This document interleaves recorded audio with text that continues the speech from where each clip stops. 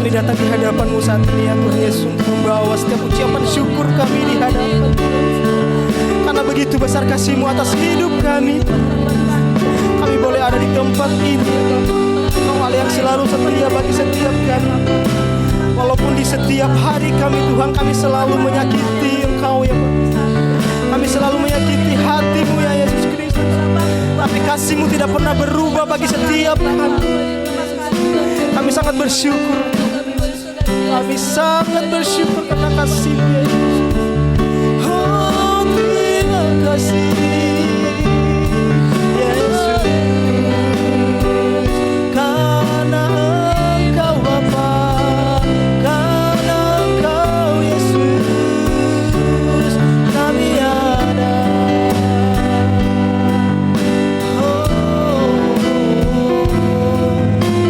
Engkau Allah yang selalu setia bagi setiap kami Tuhan Yesus. Engkau Allah yang selalu baik bagi setiap kami ya Yesus. Terima kasih untuk segala kebaikan-kebaikan Tuhan lewat hidup kami, lewat hari-hari kami Tuhan Yesus. Terima kasih ya Yesus. Haleluya Yesus, terima kasih Yesus. Terima kasih, segala puji syukur. Segala puji syukur bagi-Mu. Ku tinggikan nama-Mu selalu.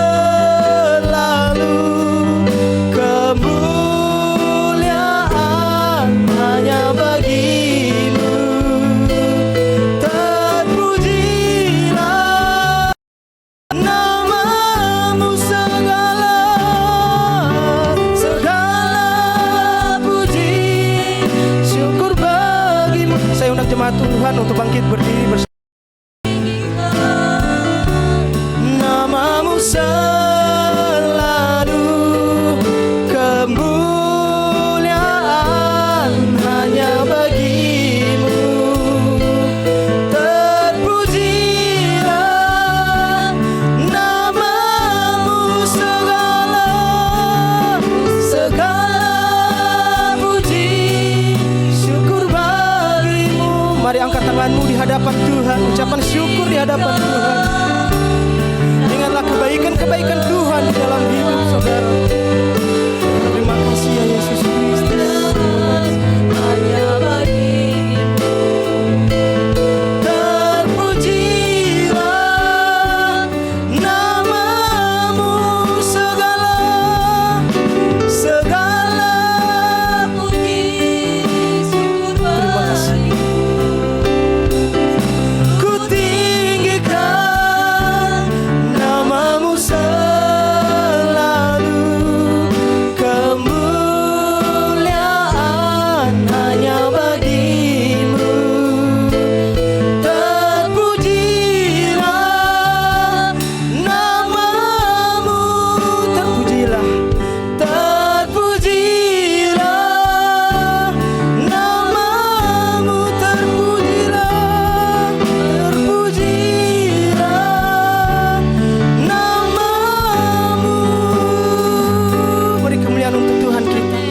Terima kasih ya Bapa, nama-Mu sangat terpuji bagi hidup kami ya Tuhan Yesus. Karena begitu besar kasih-Mu, karena begitu besar pertolongan Tuhan, kami boleh ada hingga saat ini. Dan pada saat ini Tuhan, kami lebih lagi memuji muliakan nama-Mu.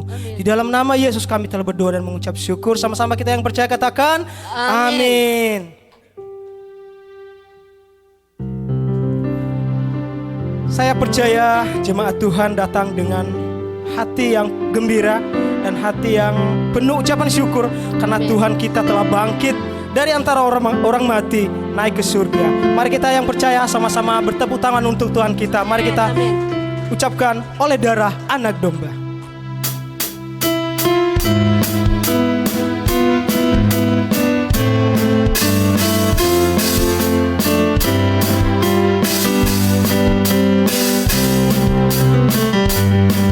Sekarang telah tiba keselamatan dan kuasa dan pemerintahan Allah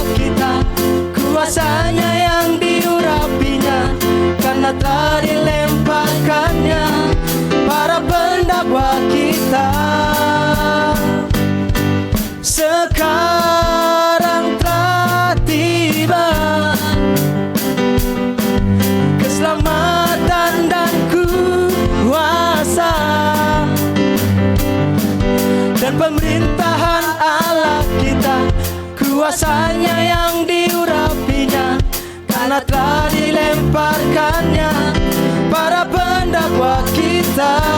Katakan oleh darah anak domba,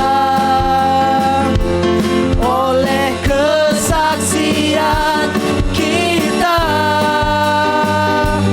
iblis dikalahkan, kuasanya dihancurkan oleh darah anak domba. Sekarang telah tiba keselamatan dan kuasa, dan pemerintahan Allah kita, kuasanya yang diurapinya, karena telah dilemparkannya para pendakwa kita.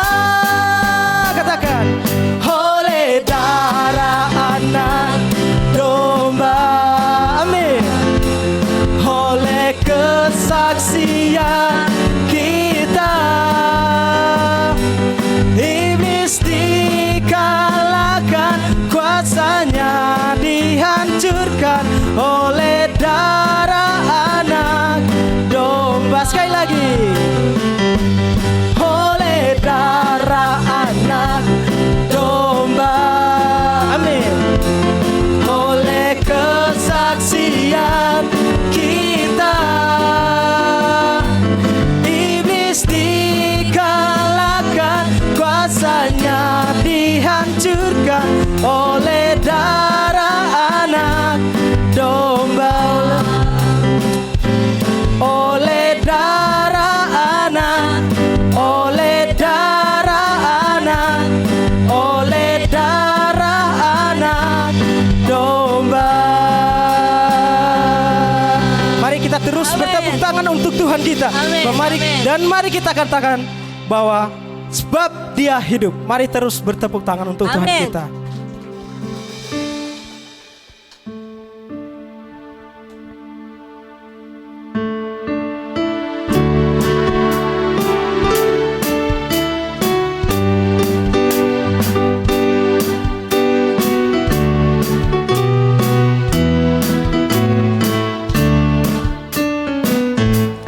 Anak Allah, amin. Yesus namanya, menyembuhkan, menyucikan, bahkan mati tebus dosaku, kubur kosong membuktikan Dia hidup. Katakan sekali lagi, anak Allah, anak Allah, Yesus namanya, menyembuhkan, menyucikan, bahkan mati tebus dosaku, kubur kosong membuktikan Dia hidup. Katakan, sebab Dia hidup, ada hari esok. Sebab Dia hidup, ku tak gentar, karena ku tahu Dia pegang hari esok. Hidup jadi berarti sebab Dia hidup. Katakan, anak Allah, anak Allah. Siapa namanya? Yesus namanya. Katakan, menyembuhkan, menyucikan, menyucikan, bahkan mati tebus dosaku, kubur kosong membuktikan Dia hidup. Katakan, sebab Dia hidup, sebab Dia hidup,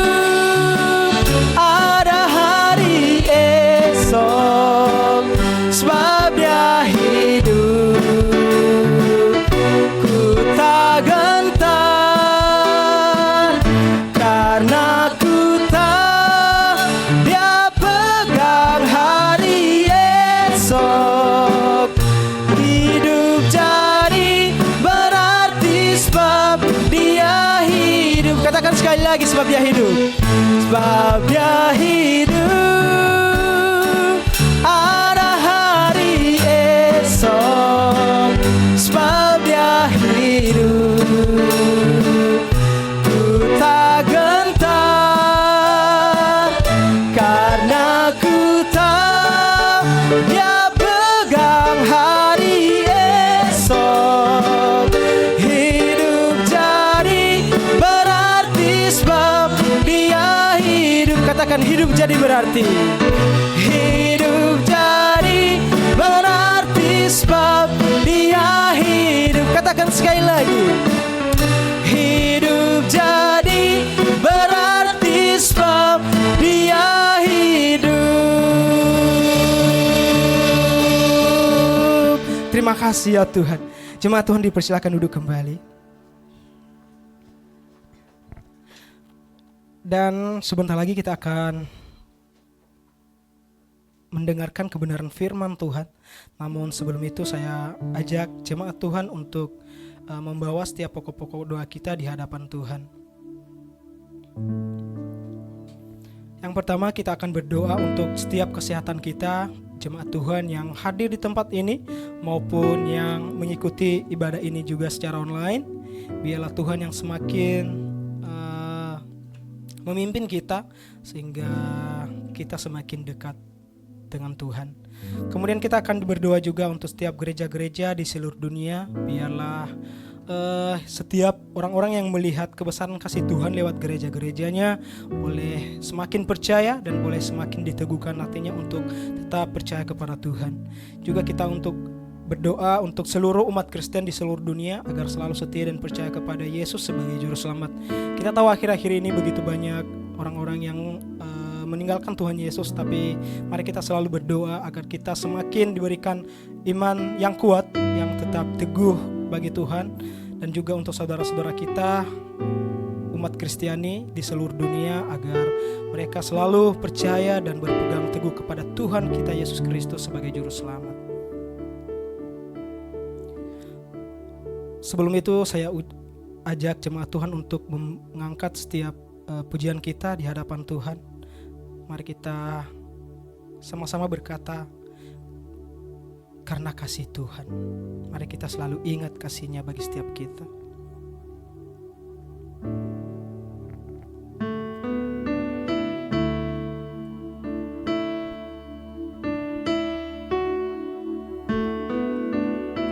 Terima kasih Tuhan Yesus untuk segala kebaikan bagi setiap kami.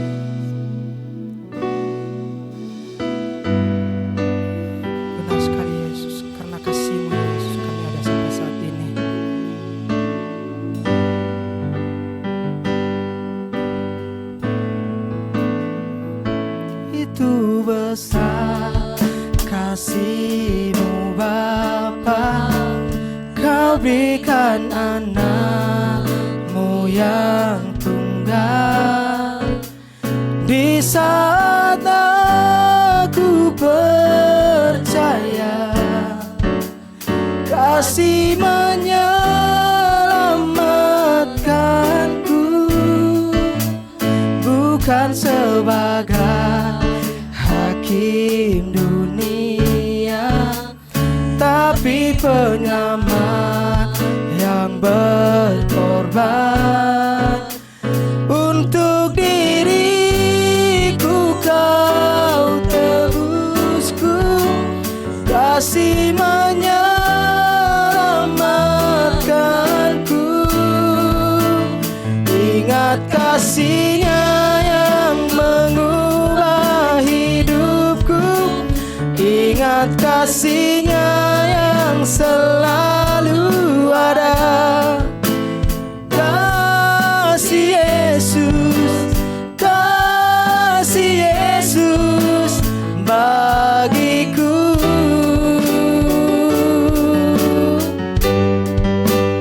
Ingat tilurnya yang sembuhkan lukaku, ingat salibnya yang menebus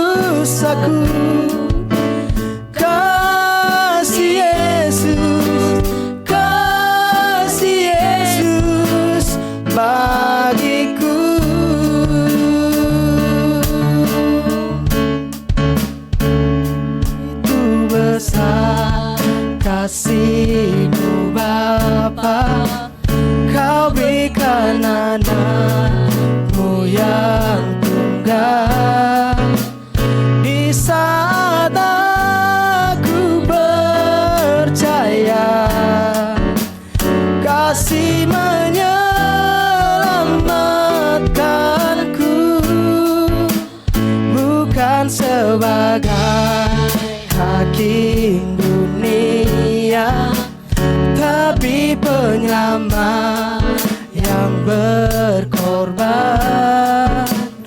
Untuk diriku kau tebusku, kasih menyelamatkanku.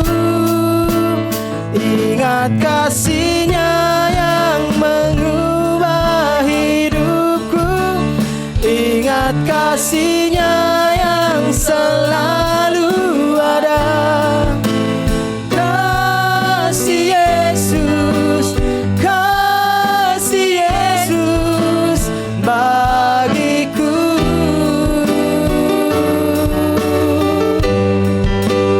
Ingat tilurnya yang sembuhkan lukaku, ingat salibnya yang menebus aku. Kasih Yesus, kasih Yesus bagiku. Terima kasih ya Tuhan Yesus. Benar sekali ya Bapa. Karena kasih-Mu ya Tuhan Yesus, kami boleh ada di tempat ini. Kami boleh mengucap syukur di hadapan-Mu ya Tuhan. Dan pada saat ini kami membawa setiap pokok-pokok doa kami di hadapan-Mu ya Bapa. Kami berdoa untuk setiap kesehatan kami yang ada di tempat ini, maupun yang mengikuti ibadah ini secara online Tuhan. Setiap jemaat-Mu kami serahkan ke dalam tangan Tuhan. Biarlah Engkau yang terus campur tangan atas hidup kami. Biarlah pertolongan Tuhan yang semakin memimpin kami. Biarlah kasih-Mu ya Tuhan yang menjauhkan kami dari segala kuasa-kuasa kegelapan godaan setan, dari segala sakit penyakit kematian mendadak ya Bapa. Biarlah pertolongan Tuhan yang selalu menjaga melindungi kami. Biarlah para malaikat-Mu ya Tuhan yang selalu menggerai kami ya Bapa, sehingga Roh Kudus-Mu ya Tuhan yang semakin menyelimuti hidup kami. Kami percaya Tuhan pertolongan-Mu selalu ada bagi kami. Begitu juga kami berdoa untuk setiap gereja-gereja di seluruh dunia pada saat ini. Biarlah Engkau yang memakai setiap gereja-gereja ini Bapa, sehingga Tuhan banyak orang-orang yang melihat kebesaran kasih-Mu, kebesaran mukjizat-Mu ya Tuhan. Mereka percaya akan mukjizat-Mu ya Tuhan Yesus. Mereka percaya bahwa Engkau ada Tuhan. Mereka percaya bahwa pertolongan-Mu yang begitu besar ya Bapa. Biarlah Engkau yang menjamah setiap orang-orang yang belum percaya kepada-Mu Tuhan. Kami percaya Bapa, Engkau membukakan setiap hati mereka. Engkau yang sanggup Tuhan Yesus kembalikan hidup mereka percaya kepada-Mu. Kami percaya Tuhan Yesus, Engkau yang selalu ada bagi setiap saudara-saudara kami yang belum percaya kepada-Mu. Kami juga berdoa untuk setiap umat Kristiani di seluruh dunia pada saat ini Tuhan. Kami tahu pada akhir-akhir ini Tuhan begitu banyak orang-orang yang meninggalkan Engkau, mungkin karena harta, karena cinta ya Yesus. Tapi kami percaya Tuhan, Engkau sanggup memulihkan hidup mereka Tuhan. Engkau sanggup memimpin hidup mereka Tuhan, sehingga mereka kembali ke jalan yang benar Tuhan, sehingga mereka kembali ke jalan-Mu, bahwa mereka percaya Tuhan Engkaulah satu-satunya jalan kehidupan, Engkau satu-satunya juru selamat yang hidup ya Tuhan Bapa. Kami percaya Tuhan, pertolongan-Mu tiada hentinya bagi setiap orang yang percaya kepada-Mu ya Yesus Kristus. Kami percaya Tuhan, Engkau yang memulihkan keadaan setiap saudara-saudara kami yang meninggalkan Engkau ya Yesus Kristus. Kami percaya Engkau menjamah setiap hati mereka Tuhan. Oh Tuhan Yesus, terima kasih. Dan sebentar lagi juga kami akan mendengarkan kebenaran firman-Mu Tuhan. Kami serahkan hamba-Mu yang akan menyampaikan kebenaran firman-Mu. Bilang Engkau yang boleh berkata-kata bagi kami lewat beliau, sehingga apa yang boleh kami dengarkan Tuhan boleh menjadi terang di dalam hidup kami. Biarlah firman-Mu Tuhan semakin mengarahkan kami ke jalan yang Kau kehendaki. Kami percaya Tuhan Yesus, kuasa-Mu lebih baik Tuhan Yesus, dan firman-Mu semakin baik di dalam hidup kami. Terima kasih Yesus Kristus, Engkau ya Yesus Allah yang selalu baik. Terima kasih Yesus.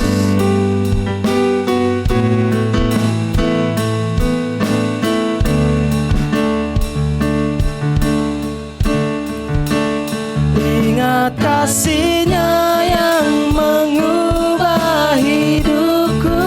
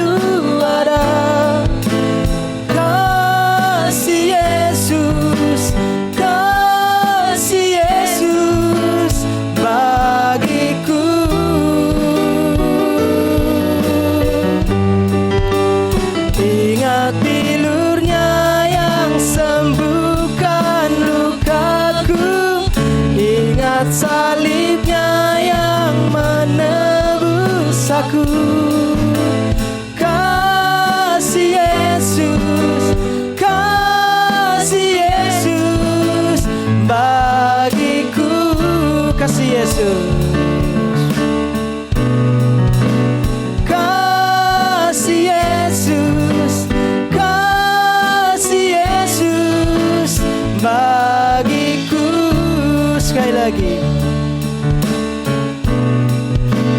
Kasih Yesus, kasih Yesus bagiku. Saya undang hambanya. Mari kita katakan salam kepada kiri kanan kita. Saya senang saudara di sini. Ya, saya senang saudara di sini. Ya, ya. Salam kita terakhir, sarang Hamidah, sarang Hamidah. Ya. Hari ini ada yang terlambat? Ada yang terlambat hari ini? Masa terlambat? Tuhan Yesus aja bangkit jam berapa? Jam 6 pagi loh. Ya, masa kita terlambat? Nggak ada yang terlambat ya? Ya, amin, amin, ya. Ya, hari ini adalah hari yang sangat-sangat luar biasa bagi kita yang percaya kepada Yesus Kristus. Amin. Karena ini adalah hari kebangkitan Yesus Kristus dari kematian.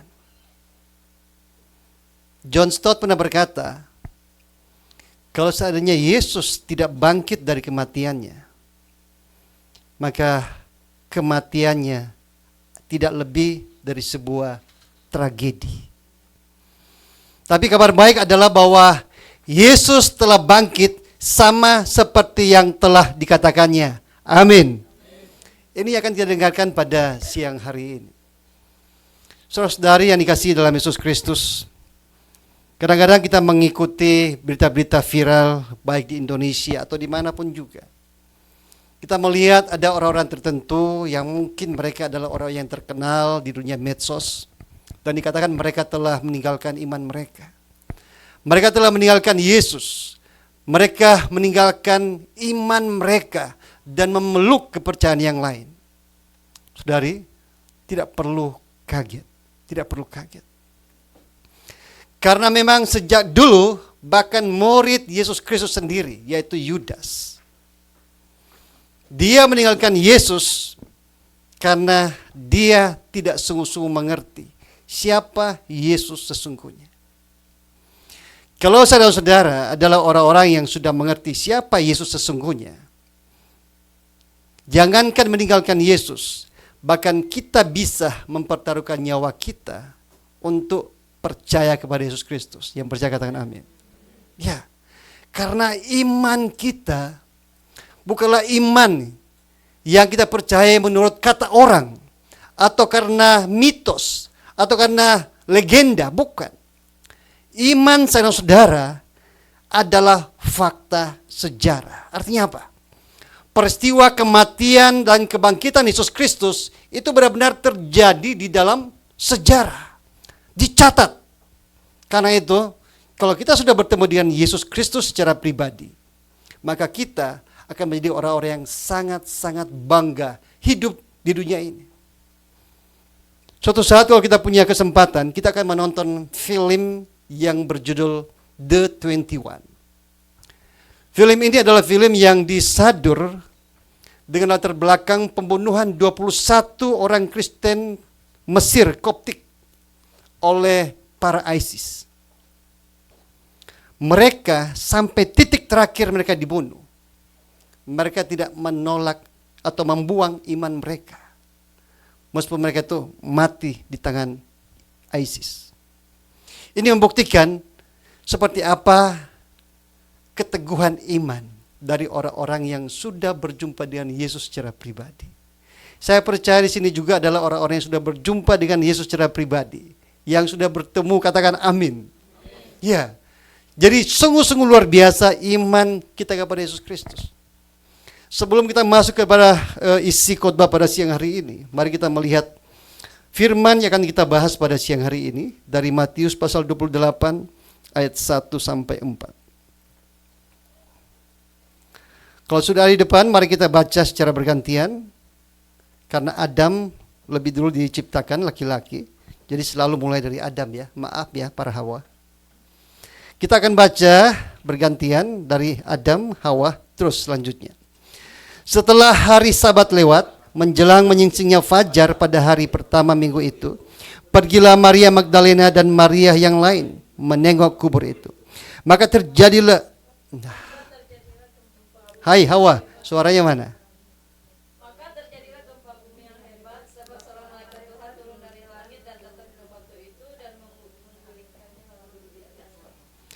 Wajahnya bagaikan kilat dan pakaiannya putih bagaikan salju.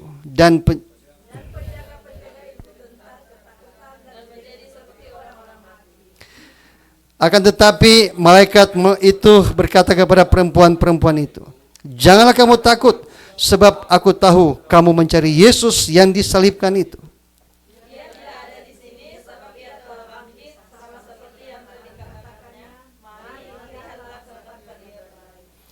Dan segeralah pergi dan katakanlah kepada murid-muridnya bahwa ia telah bangkit dari antara orang mati. Ia mendahului kamu ke Galilea. Di sana kamu akan melihat dia. Sesungguhnya aku telah mengatakannya kepadamu."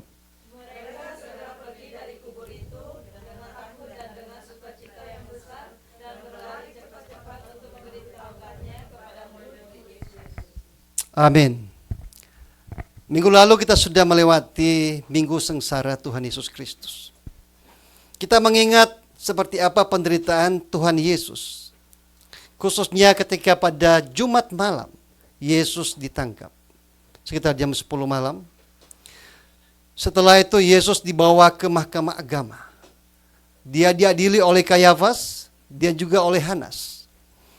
Sampai jam 6 subuh, setelah itu ia dibawa kepada Pilatus. Dari Pilatus, Yesus dibawa kepada Herodes. Dari Herodes dibawa lagi kepada Pilatus. Dan akhirnya jam 9 pagi, Yesus digantung di kayu salib. Dan selama 6 jam, Tuhan Yesus tergantung di kayu salib sebelum kematiannya, ketika dia berkata, "Ke dalam tanganmu kuserahkan nyawaku." Kalau kita hitung secara kronologis, dari jam 10 malam sampai jam 3 sore, kurang lebih 17 jam Tuhan Yesus harus mengalami kesengsaraan sebelum dia mengembuskan nafas terakhir.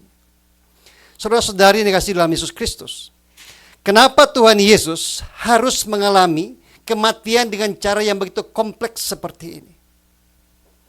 Kalau kita sudah belajar pemuridan, maka kita mungkin masih mengingat bahwa karena kejatuhan Adam dan Hawa ke dalam dosa, manusia mengalami kematian. Tetapi kematian tidaklah semudah yang bisa kita jelaskan atau semudah yang kita lihat.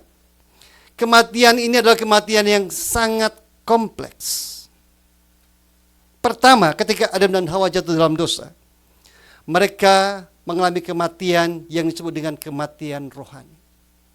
Saudara harus ingat ini baik-baik. Kalau kita ingin menjadi orang Kristen sejati, kita harus ingat ini baik-baik. Kematian rohani artinya manusia terpisah dari Allah yang adalah roh. Sehingga manusia tidak bisa lagi bersekutu dengan Allah yang adalah roh ini. Itulah yang dialami oleh Adam dan Hawa pertama kali ketika mereka jatuh di dalam dosa. Mereka tidak bisa lagi berelasi dengan Allah. Mereka terputus dengan Allah. Dan kita tahu semua mereka diusir dari Taman Eden. Artinya apa? Hubungan mereka dengan Allah juga terputus. Ini adalah kematian yang pertama. Dan apa dikatakan adalah kematian yang sangat-sangat vital bagi manusia. Karena manusia terputus dengan sumber kehidupannya.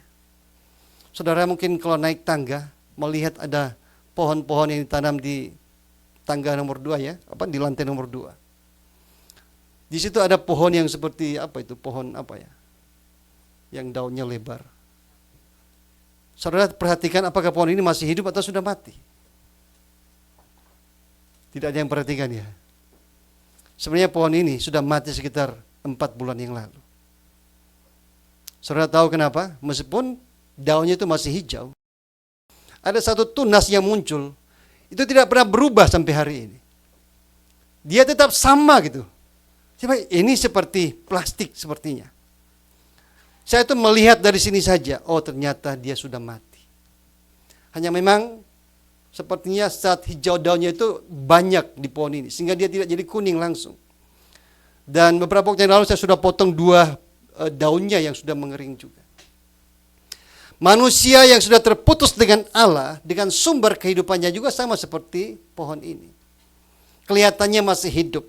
Kelihatannya masih punya daya hidup, tapi sebenarnya sebentar lagi dia akan segera mati. Ketika Adam dan Hawa jatuh dalam dosa, dikatakan Adam hidup lebih dari 900 tahun. Manusia yang paling panjang umurnya berumur 969 tahun, yang bernama Metusala. Saudari, sekarang kalau kita punya kakek, umurnya itu sudah 100 tahun, kita itu kagum nggak? Wah, kok umurnya panjang banget ya? Tapi kalau dibandingkan dengan kehidupan Adam, zaman Adam, itu nggak apa-apanya. Di zaman ini kita mau hidup sampai 100 tahun, ya bisa aja hidup sampai 100 tahun, khususnya di Korea gitu.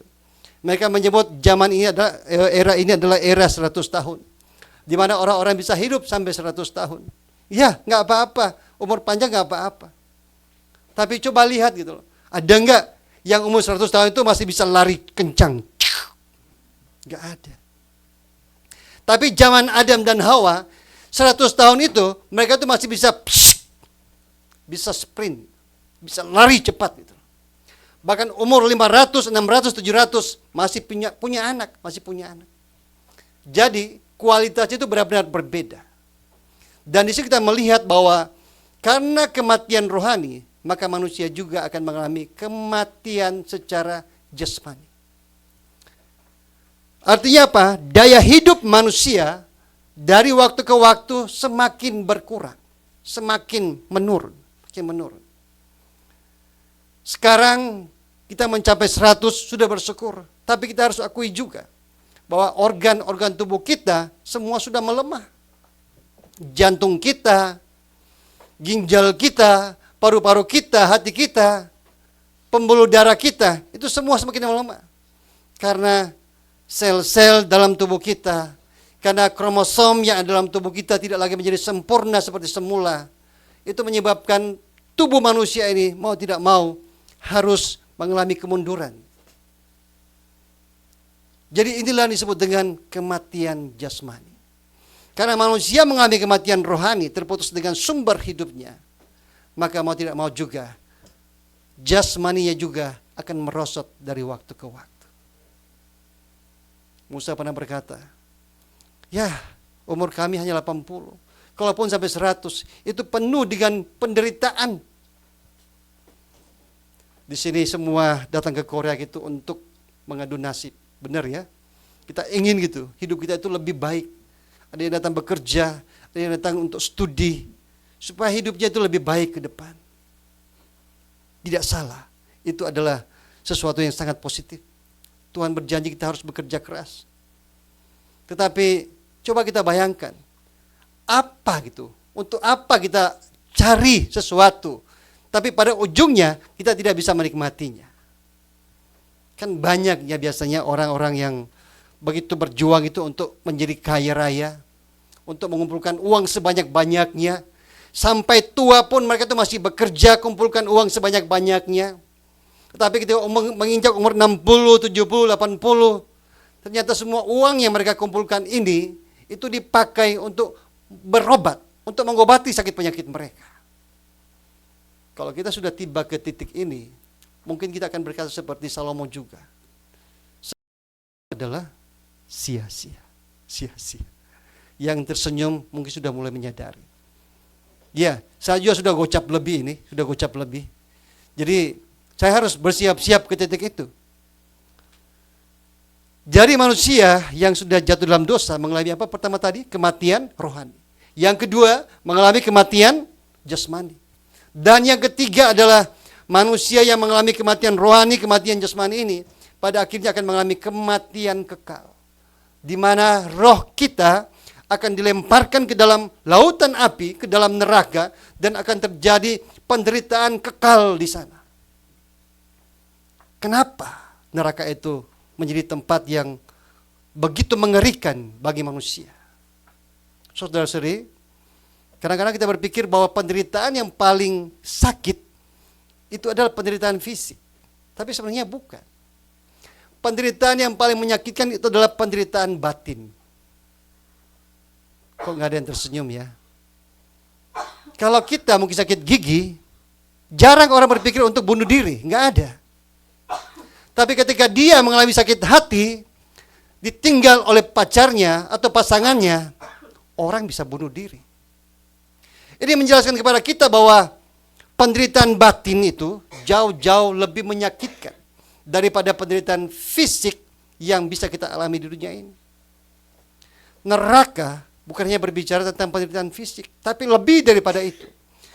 Itulah suatu perasaan sakit yang tidak bisa dijelaskan karena kita terpisah dengan Allah dan tidak pernah punya pengharapan apapun lagi untuk bisa keluar dari tempat itu.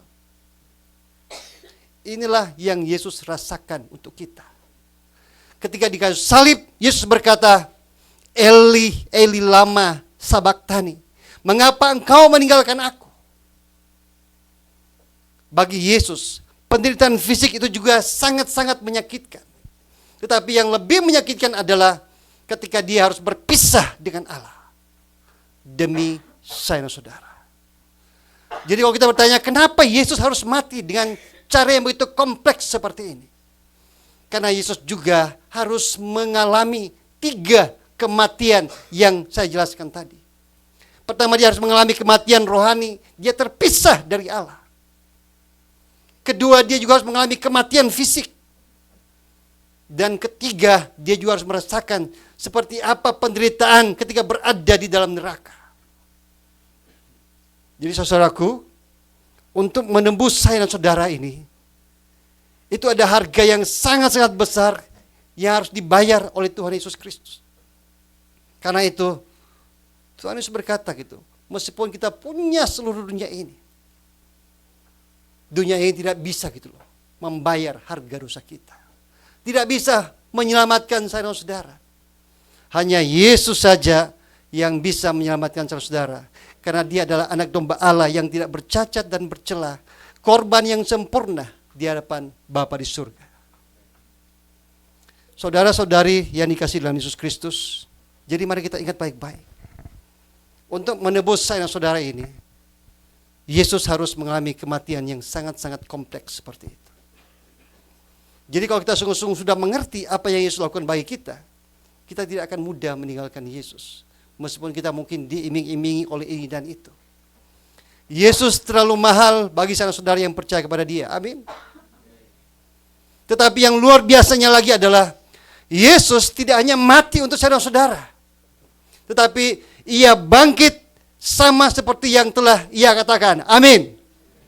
Jadi hari kebangkitan adalah hari yang sungguh-sungguh luar biasa bagi orang-orang percaya.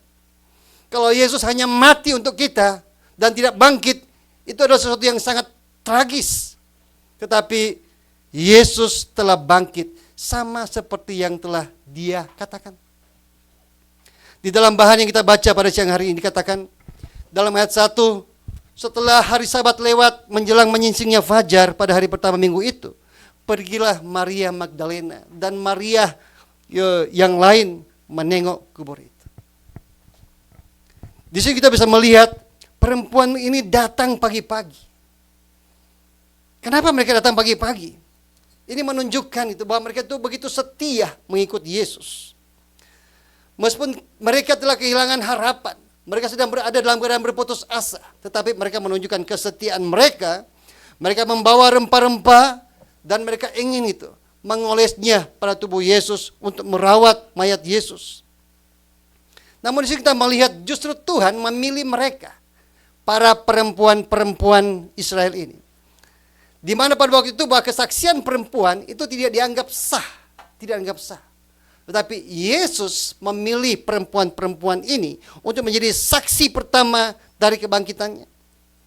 Ini menunjukkan bahwa tindakan Yesus ini bersifat inklusif. Artinya apa? Injil itu mempunyai sifat inklusivitas. Injil itu bisa menerima atau menghargai semua hal. Termasuk latar belakang, suku kita, pekerjaan kita, etnis kita, apapun itu, semua gitu. Jadi tidak bersifat eksklusif, tapi bersifat inklusif. Makanya hari ini, yang berkumpul di sini bukan hanya ada orang Korea, bukan hanya ada orang Jawa, bukan hanya ada orang Malaysia, Indonesia, tapi di sini ada beberapa bangsa dan juga ada beberapa suku bangsa. Amin. Inilah sifat inklusif dari Injil. Yesus menerima kita semua, apapun latar belakang kita, suku kita, status kita, pekerjaan kita. Dalam ayat 2 dan 4 dikatakan terjadi gempa yang besar dan seorang malaikat turun untuk menggulingkan batu. Ini bukan kejadian biasa, tapi ini adalah intervensi ilahi yang mengingatkan kita akan teofani Allah di dalam perjanjian lama. Teofani artinya Allah datang kepada manusia dalam bentuk yang dapat dilihat. Itu adalah teofani. Jadi ini adalah peristiwa teofani. Batu yang terguling itu bukan untuk supaya Yesus bisa keluar dari dalam kubur, bukan. Tetapi supaya murid-muridnya bisa masuk ke dalam dan melihat bahwa kubur itu telah kosong. Karena tubuh Yesus tidak perlu gitu untuk digulingkan penutup pintunya, pintu kuburnya supaya dia bisa keluar. Tubuhnya adalah tubuh kebangkitan yang bisa tembus dengan dinding yang tidak dibatasi oleh ruangan dan waktu. Masih ingat kan ketika Yesus datang kepada murid-muridnya? Waktu itu murid-muridnya mengunci semua pintu, semua jendela. Dan 2 kali Tuhan Yesus tiba-tiba muncul di tengah mereka tanpa harus lewat jendela atau lewat pintu. Jadi kalau batu penutup pintu ini, kubur ini terbuka, itu bukan supaya Yesus bisa keluar dari dalam kubur. Tetapi supaya murid-muridnya bisa masuk ke dalam dan melihat bahwa kubur itu telah kosong. Yesus tidak ada di dalam. Ayat 5 dan 6 dikatakan malaikat menenangkan perempuan itu dan berkata, jangan takut, ia tidak ada di sini sebab ia telah bangkit. Sama seperti yang dikatakannya. Ini adalah inti daripada Injil. Kristus telah bangkit sama seperti yang telah dia katakan. Dia telah berjanji dalam Matius pasal 16, 17 dan 20. Bahwa kalau setelah dia disalibkan, dia mati, maka dia akan bangkit kembali. Dan benar-benar dia menepati apa yang dijanjikan. Jadi kebangkitan Yesus ini adalah materai ilahi. Bahwa korban Yesus yang telah mempersembahkan dirinya di kayu salib, itu telah diterima oleh Bapa di surga. Amin. Ya, ini adalah bukti materai bahwa korbannya, dia mempersembahkan dirinya gitu di atas kayu salib, ini telah diterima, ini sempurna, diterima oleh Bapa di surga. Dan selanjutnya ayat 7 dan 8, perempuan itu diberi tugas juga untuk menyampaikan kabar ini kepada para murid. Mereka segera pergi dengan takut dan juga bercampur sukacita besar untuk memberitahukan kepada murid-murid yang lain bahwa Yesus telah bangkit dari kematian. Jadi respon ini menunjukkan bahwa iman yang sejati selalu melahirkan misi. Kalau saudara-saudara punya iman yang sejati, maka kita tidak akan tinggal diam. Iman itu selalu gitu membuat kita bergerak untuk melakukan apa yang Tuhan inginkan. Ada beberapa hal yang bisa kita garis bawahi pada siang hari ini. Yang pertama adalah janjinya pasti digenapi. Janji Yesus pasti digenapi. Kita hidup di zaman di mana kita sering gitu diimingi oleh janji-janji yang kosong. Janji iklan, bahkan janji-janji politik. Kecewa enggak? Ya. Setiap 5 tahun kita tuh selalu kan diiming-imingkan, oh kalau saya jadi presiden, saya akan begini. Tapi sejak kita mulai gitu melakukan pemilu sampai hari ini, kita melihat bahwa ternyata itu semua adalah janji-janji kosong. Dunia ini memang dipenuhi dengan janji-janji kosong. Tetapi pada siang hari ini kita melihat bersama-sama bahwa Yesus membuktikan bahwa apa yang dijanjikan itu benar terjadi. Yesus bangkit dari kematian. Janjinya tentang kebangkitan membuktikan bahwa firman Tuhan tidak pernah gagal. Dalam dunia yang dipenuhi dengan ketidakpastian, kebangkitan itu adalah jangkar atau sau bagi iman saudara-saudara. Jadi seperti ini saudara. Kalau ada di antara kita di sini yang berkata, 3 hari kemudian saya akan mati. Saya akan mati dalam keadaan seperti ini. Kira-kira ada yang percaya di sini? Ada yang bisa percaya di sini? Mungkin ada yang bisa percaya. Kalau cuma bilang mati gitu, ya kita bisa mati gitu. Minum baygon. Atau mungkin hirup gas ini, ya bisa mati. Atau dengan cara yang lain, kita bisa mati 3 hari kemudian sesuai perkataan kita. Tetapi kalau ada yang mengatakan, pada hari ketiga kemudian saya akan bangkit kembali. Kira-kira ada yang bisa percaya? Di sini kita bisa melihat hanya Yesus satu-satunya pribadi yang pernah berkata bahwa dia akan mati, tetapi pada hari ketiga dia akan bangkit kembali. Saudara-saudari yang dikasihi dalam Yesus Kristus, kalau di dunia ini saja, di dalam hidup kita ini saja, kita bertemu dengan orang yang begitu setia menepati janjinya, maka kita akan menghargai orang tersebut. Wah, orang ini sungguh-sungguh luar biasa. Dia begitu setia pada janjinya gitu loh. Tetapi kita melihat di sini, Yesus menggenapi janjinya bukan dalam hidup ini, tetapi di dalam kematiannya.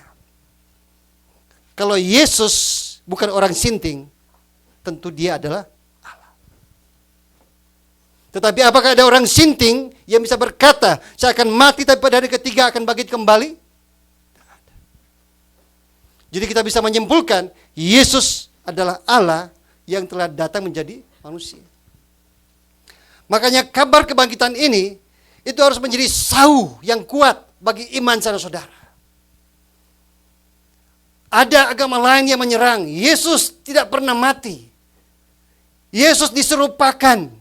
Yang mati itu bukan Yesus, tapi yang mati itu adalah Yudas atau siapapun gitu. Itu hanya klaim kosong yang tidak punya fakta historis. Tapi kita sedang mempercayai sesuatu yang juga didukung oleh fakta historis. Beberapa sejarawan juga mencatat bahwa Yesus benar-benar bangkit dari kematian. Kalau Yesus menggenapi janjinya gitu, dari dalam kematian,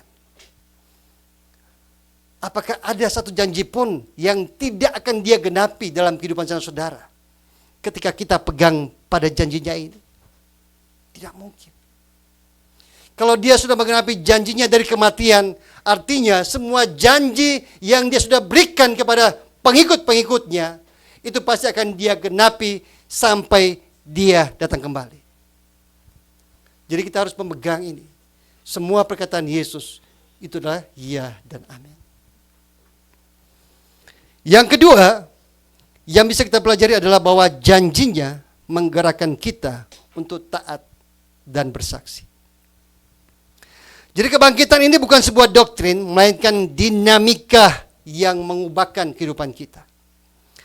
Sama seperti perempuan-perempuan itu segera pergi menyampaikan kabar. Demikian juga saudara-saudara. Kita yang sudah percaya kepada Yesus sekian tahun, kepada kita juga dipanggil untuk menjadi saksi daripada kebangkitan Yesus Kristus ini. Lewat kehidupan kita, lewat pikiran kita, lewat perbuatan kita, pekerjaan kita. Kita dipanggil untuk menjadi saksi dari kebangkitan Yesus Kristus. Amin. Artinya apa? Hidup kita harus berbeda dengan orang-orang yang tidak mempunyai pengharapan. Kebangkitan itu memberikan kita identitas baru sebagai umat yang sudah dibenarkan, yang sudah dijamin bahwa kita akan menerima kehidupan yang kekal. Kita dipanggil juga di dunia ini untuk hidup di dalam kekudusan dan hidup dengan misi sampai kita meninggalkan dunia ini, sampai Yesus datang kembali. Jadi kita harus menunjukkan bahwa kita mau taat bukan karena takut, tapi kita mau taat karena kita cinta kepada Tuhan yang telah menang atas maut. Amin. Ya, kita harus seperti itu, bukan taat, oh jangan-jangan saya masuk neraka. Jangan saya itu mungkin, akan dibuang ke sini. Tidak. Kita taat sekarang bukan karena kita mencintai Yesus Kristus yang telah memberikan segala-galanya untuk menebus saya saudara.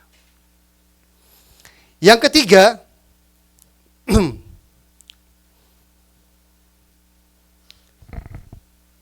janji Yesus Kristus itu memberikan harapan baru kepada kita.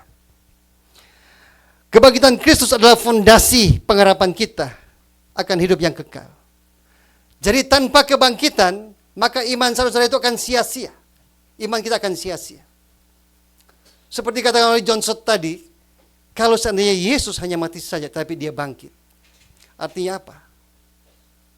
Yesus juga mati secara tragis, dan kita yang mempercayainya juga, ternyata iman kita adalah iman yang sia-sia.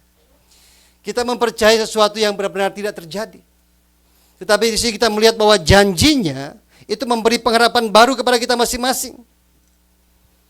Karena Yesus bangkit, kita tidak lagi hidup dalam ketakutan, kita tidak lagi hidup di dalam penderitaan, melainkan kita hidup di dalam sukacita, kita hidup di dalam kemenangan. Saudara-saudari yang dikasihi dalam Yesus Kristus, kalau saya harus saksikan kehidupan saya, benar-benar hidup saya ini sangat-sangat bobrok dulu, sangat-sangat bobrok. Tetapi setelah saya percaya Yesus Kristus, saya tidak tahu entah kuasa apa yang masuk ke dalam diri saya. Tiba-tiba saya langsung membenci dosa-dosa yang pernah saya banggakan pada waktu yang lalu. Tahu semua seperti apa orang Manado, apalagi hidupnya itu tidak ada orang tua. Hancur-hancuran, moralnya benar-benar tidak jauh lebih baik, tidak jauh lebih baik daripada orang yang tidak percaya. Tetapi setelah bertemu dengan Yesus, saya mengalami kuasanya. Gitu. Dan saya percaya inilah kuasa kebangkitan. Kuasa yang telah mengalahkan maut, kuasa yang telah mengalahkan dosa, kuasa yang telah mengalahkan iblis. Itu ada dalam diri kita yang akan menolong kita untuk berkata tidak terhadap semua bentuk dosa atau hal-hal yang tidak berkenan yang Tuhan tidak inginkan kita lakukan. Karena itu, ini adalah harapan bagi saudara. Dan harapan kita ini bukan harapan yang mati, tapi harapan yang hidup. Seperti yang ditulis oleh Petrus di dalam 1 Petrus pasal 1 ayat 3. Yang akan terus menopang kita di tengah penderitaan, duka, dan juga pergumulan dunia ini. Saudara-saudari, seperti yang saya katakan tadi, iman kita bukanlah semacam mitos. Iman kita bukan berdasarkan pada mitos, legenda, cerita dongeng, tapi pada fakta sejarah. Saudara, Indonesia merdeka pada tahun berapa? 17 Agustus 1945. Ini namanya fakta sejarah. Malaysia merdeka pada tanggal berapa? Ya. Hai orang Malaysia. Saya meragukan kemalaysiaanmu.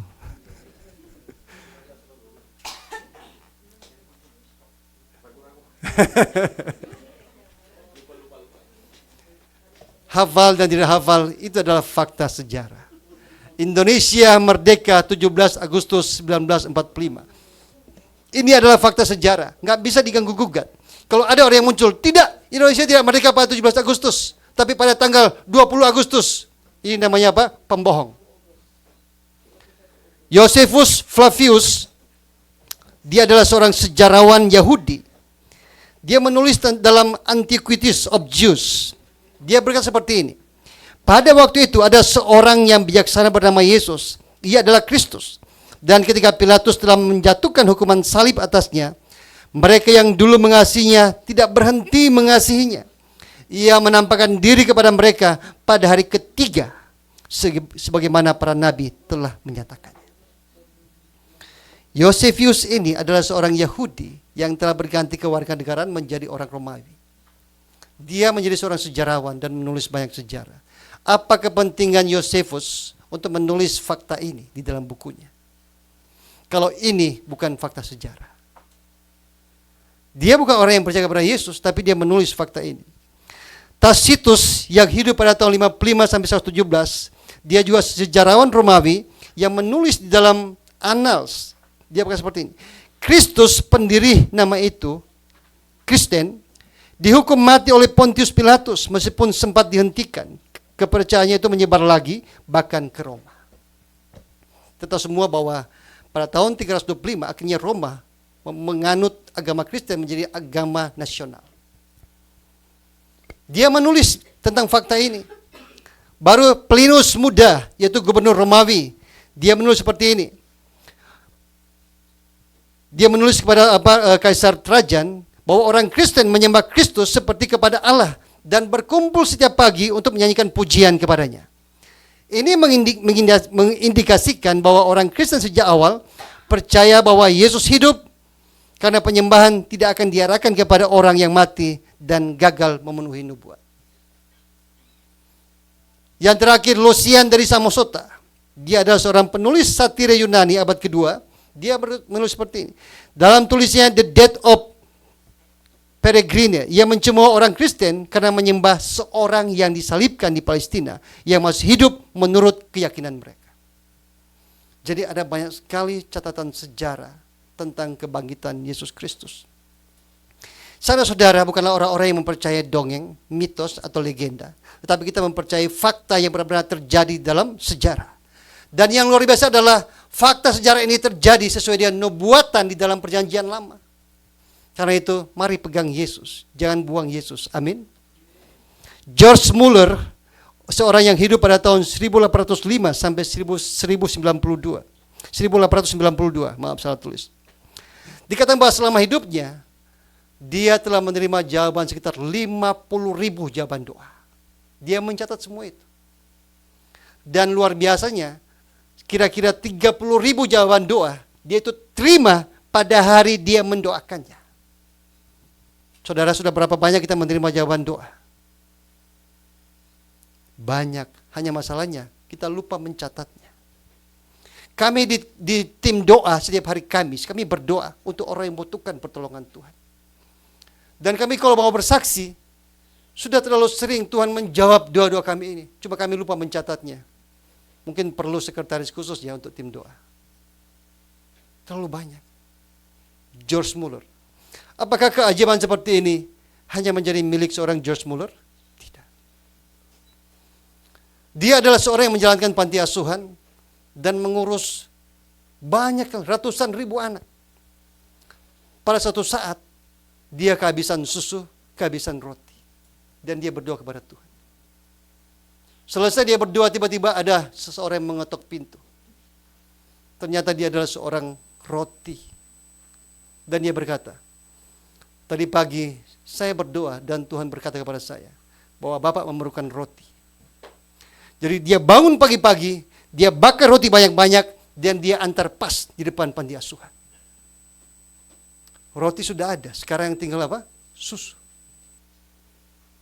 Dan luar biasa Tuhan menjawab, seorang penjual susu, mobilnya macet pas di depan panti asuhan. Dia berpikir, aduh bagaimana ini kalau terlambat diantar. Dia lihat ada panti asuhan, dia ketok tok tok tok. Dia bilang, perlu susu? Wow, kami perlu sekali. Tuhan langsung jawab pada hari itu juga. Sekali lagi, Tuhan tidak pernah ingkar dengan janjinya. Amin. Dia setia pada janjinya. Masalahnya kita yang kurang mempercayai janji Tuhan. Hari ini kita diingatkan bahwa janji Tuhan itu pasti. Dia tidak pernah gagal untuk menepati firman-Nya. Amin.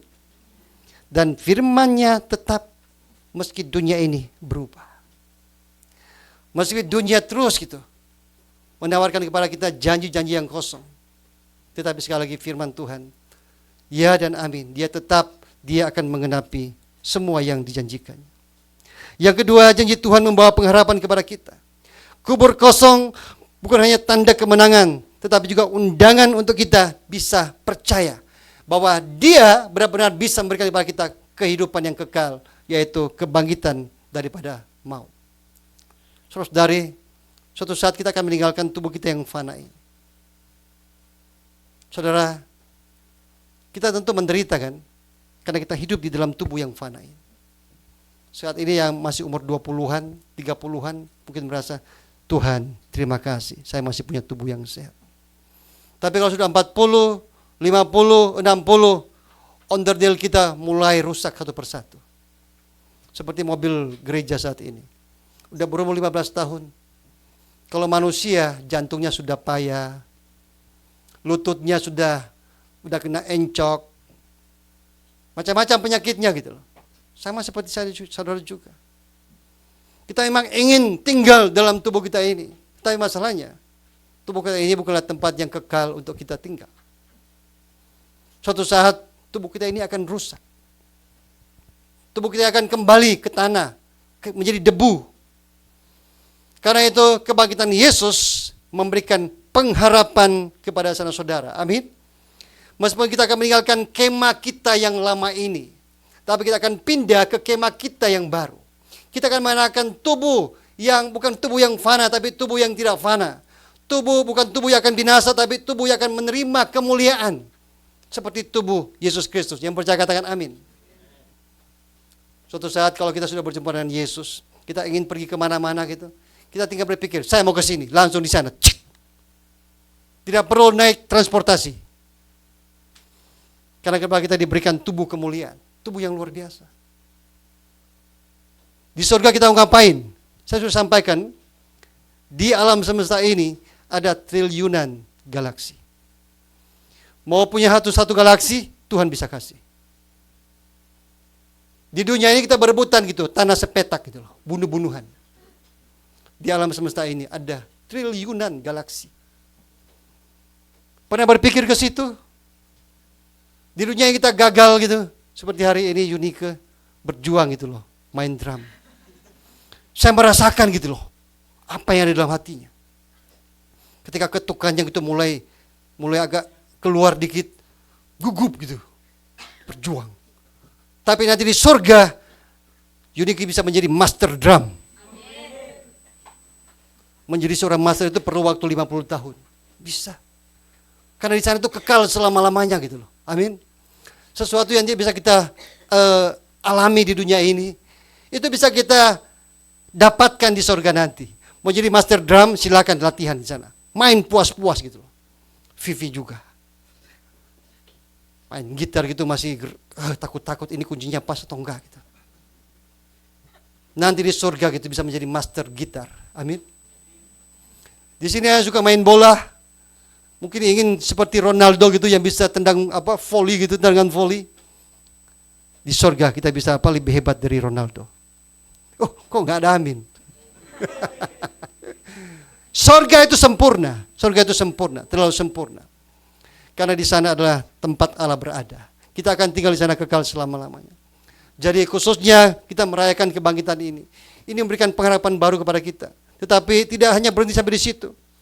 Kepada kita juga diberikan misi gitu. Janji Tuhan menuntut respon dari kita masing-masing. Kita dipanggil bukan hanya untuk menerima janji kebangkitan ini, tapi juga hidup dalam kuasa kebangkitan dan menjadi saksi bagi dunia yang gelap. Amin. Kita adalah misionaris. Amin. Katakan kepada kita, kamu adalah misionaris. Anda adalah misionaris. Anda adalah misionaris. Kita harus hidup dalam terang dan kita juga harus terus menerangi kegelapan di sekitar kita. Itulah saudara. Kita tidak perlu lagi menjadi misionaris, kita harus pergi ke negara ini. Tuh. Kita harus menjadi gitu orang yang punya prinsip 3E. Katakan 3E. Evangelize. Everyone. Everywhere. Iya. Kita harus bisa memberitakan Injil kepada semua orang dimanapun kita berada. Itulah misionaris sejati. Amin. Ya. Kalau kita pulang dari Korea, kita mau tinggal di mana, kita harus ingat ini baik-baik. Kita harus pegang ini, prinsip 3E ini. Kita harus bisa beritakan Injil kepada siapapun juga, dimanapun kita berada. Jadi ladang misi kita bukan hanya di daerah A, B, C, tapi dimanapun kita berada. Itulah murid Yesus yang sejati. Kita akan mengambil bagian dalam perjamuan kudus. Saya undang pelayan-pelayannya untuk menyiapkan anggur dan roti. Saya undang juga singer untuk menyanyikan pujian bersama-sama. Mari jemaat Tuhan kita bangkit berdiri. Saya mau sampaikan hanya mereka yang sudah dibaptis yang bisa ambil bagian dalam perjamuan ini. Yang belum dibaptis seharusnya tidak boleh ambil bagian dalam perjamuan ini.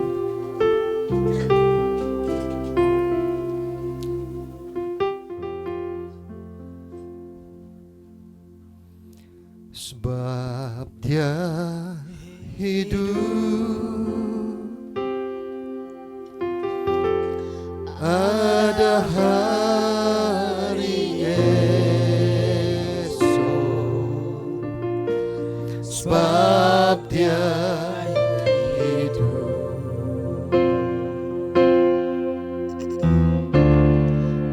Kami persilakan kepada dua pelayannya untuk memberikan roti dan anggur yang sudah disiapkan.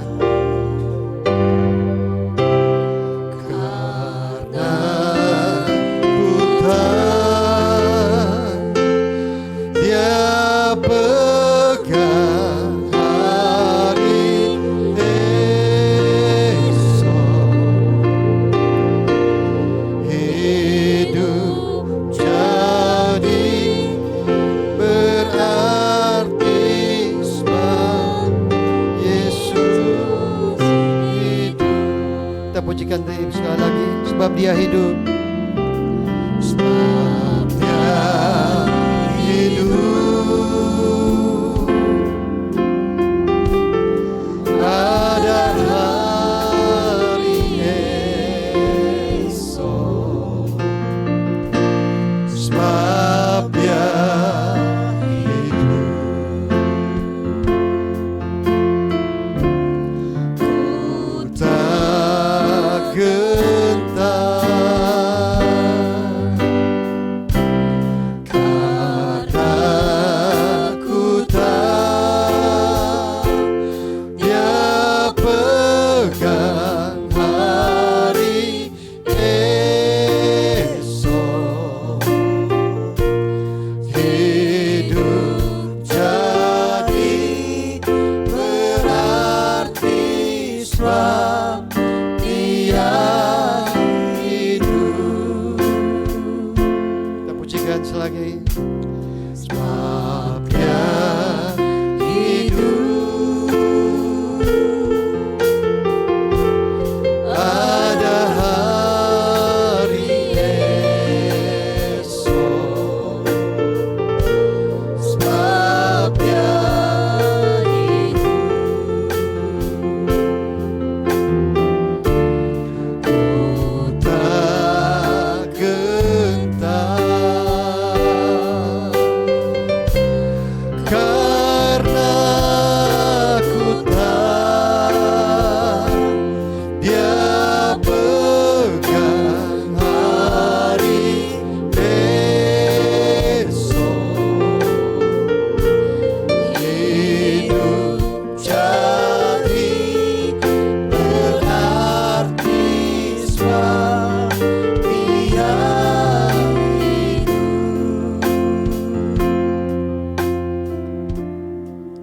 Sebab apa yang telah aku teruskan kepadamu telah aku terima dari Tuhan, yaitu bahwa Tuhan Yesus pada malam waktu Ia diserahkan mengambil roti, dan sesudah itu Ia mengucap syukur atasnya. Ia memecah-mecahkannya dan berkata, inilah tubuhku yang diserahkan bagi kamu. Perbuatlah ini menjadi peringatan akan aku. Angkatlah roti yang ada di tanganmu.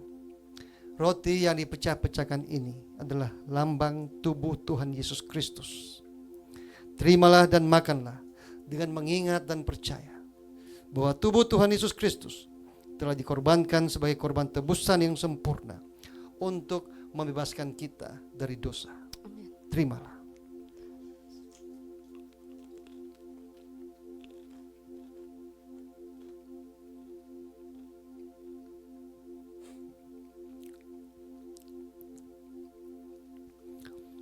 Demikian juga Ia mengambil cawan sesudah makan lalu berkata, cawan ini adalah perjanjian baru yang dimeteraikan oleh darahku.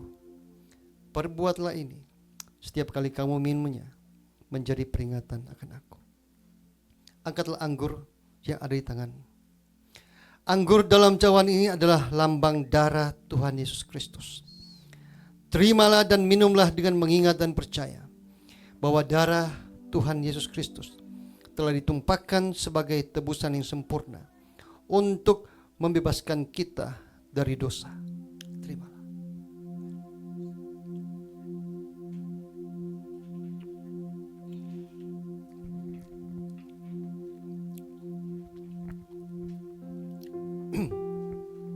Mari kita pujikan pujian ini bersama-sama sekali lagi.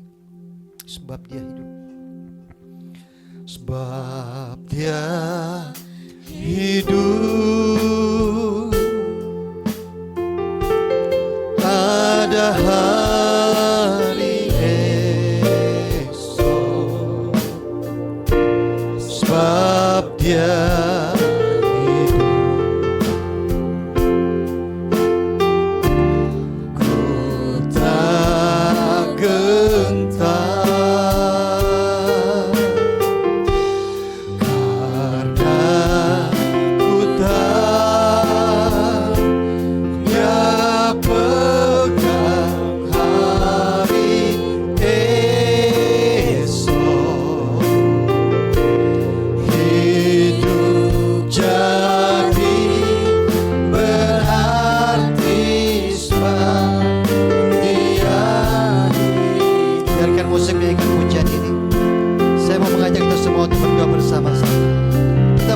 ini kepada Tuhan. Tuhan, saya mau menjadi pengikut-Mu, menjadi murid-Mu yang sejati. Saya mau berpegang pada janji firman-Mu. Saya mau berpegang pada janji pengharapan akan kebangkitan. Dan saya mau menjadi saksi-Mu dimanapun aku berada. Tolong aku ya Tuhan, pakai aku untuk menjadi murid-Mu, menjadi pengikut-Mu yang setia sampai Tuhan memanggil aku, sampai Maranatha Engkau datang kembali. Mari kita berdoa seperti ini di hadapan Tuhan bersama-sama. Bapa kami dalam surga, kami datang kepada Engkau ya Tuhan. Terima kasih Engkau Tuhan sudah memakai gereja-Mu tempat ini untuk ya Tuhan memberitakan Injil-Mu, untuk memberitakan kasih setia-Mu, untuk memberitakan cinta kasih-Mu kepada Tuhan banyak orang. Dan mereka Tuhan telah percaya kepada Engkau di tempat ini. Tuhan, kami berdoa biarlah kabar keselamatan yang sudah kami terima ini tidak berhenti pada diri kami saja, tetapi kami Tuhan boleh beritakan juga kepada keluarga kami, kepada kerabat kami, kepada kenalan kami, sesama kami yang belum percaya, dimanapun kami berada. Pakai kami semua ya Tuhan, agar kami menjadi murid-murid-Mu, menjadi pengikut-pengikut yang sejati, yang selalu menyaksikan Yesus Kristus yang telah mati bagi kami, bahkan bangkit untuk memberikan hidup yang kekal kepada kami. Berkati Tuhan seluruh jemaat-Mu yang di tempat ini maupun yang mengikuti ini ibadah secara online. Biarlah urapan baru ada dalam hati kami. Hati kami ya Tuhan berapi-api. Hati kami Tuhan bersemangat untuk memberitakan kabar Injil ini kepada mereka yang belum percaya. Terima kasih Bapa dalam surga. Sebab Dia hidup, ada hari esok. Sebab Dia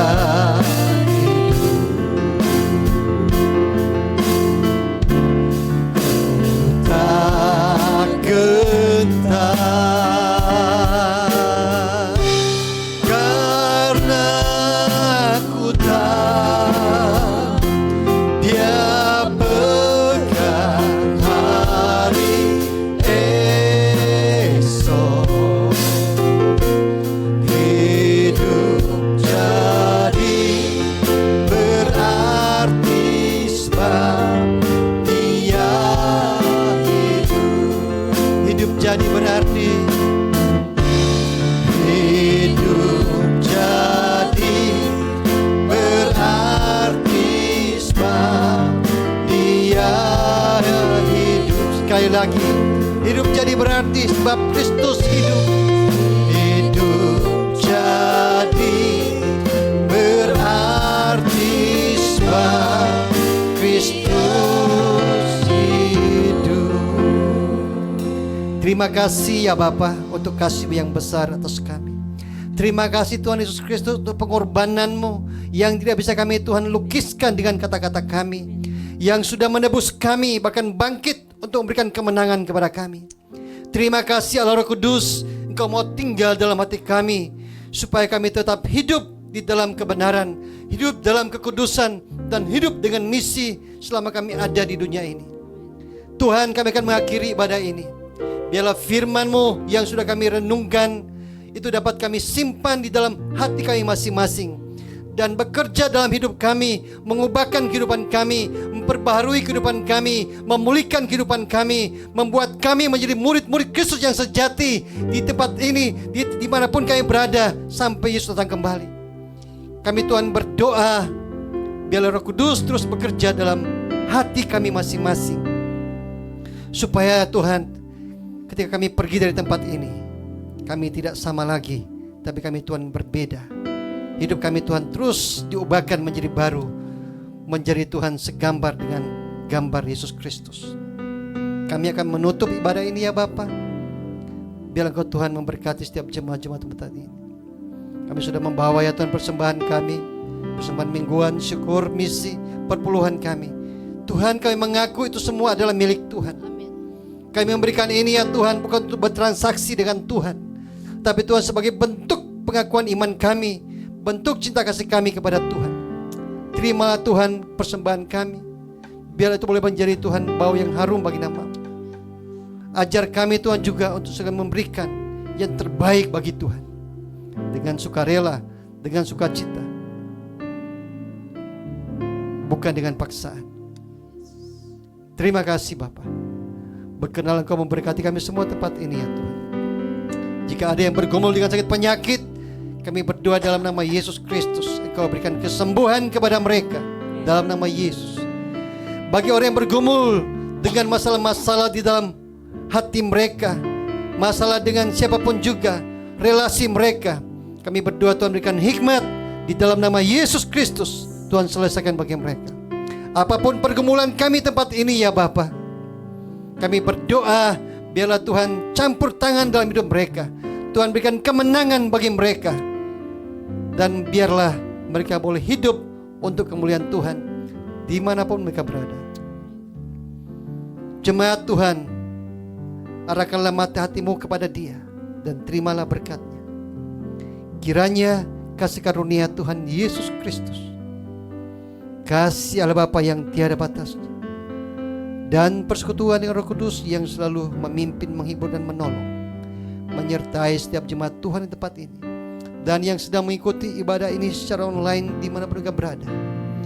Atas keluarga kami dimanapun mereka berada, atas rumah tangga kami, pekerjaan, studi, bahkan seluruh aspek hidup kami, mulai hari ini sampai Maranatha Tuhan Yesus datang kembali. Amin.